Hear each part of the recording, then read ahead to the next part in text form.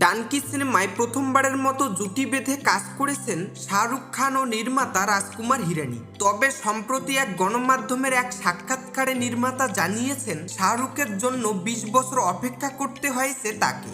হিরানি এমন একজন পরিচালক যার ক্যারিয়ারে ব্যর্থতা বলতে কিছুই নেই, কিন্তু তার একটাই আক্ষেপ ছিল শাহরুখ খানের সঙ্গে কাজ করতে না পারাটা। অবশেষে সেই স্বপ্ন পূরণ হলো হিরানির, তবে সেটার জন্য তাকে অপেক্ষা করতে হয়েছে ২০ বছর। এ প্রসঙ্গে হিরানি বলেন, আমি যখন একটি ফিল্ম স্কুলে পড়াশোনা করতাম তখন যে কোনো চলচ্চিত্র নির্মাতার জন্য প্রথম চলচ্চিত্র নির্মাণের বিষয়টি বড় ধরনের সংগ্রামের ব্যাপার।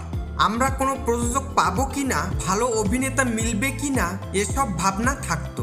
নির্মাতা আরও বলেন, আমি সার্কাস নামক একটি সিরিয়াল দেখেছিলাম। আমার এখনো মনে আছে একটি দৃশ্যে একজন অভিনেতা অভিনয় করেছিলেন। আমি জানতাম না তিনি কে, কিন্তু আমি তার অভিনয় ভীষণ পছন্দ করতাম। সে সময় আমি নিজেকে বলেছিলাম যে আমি ফিল্ম স্কুল থেকে পাশ করার পর তার সঙ্গে যোগাযোগ করব এবং তাকে নিয়ে একটি সিনেমা করব।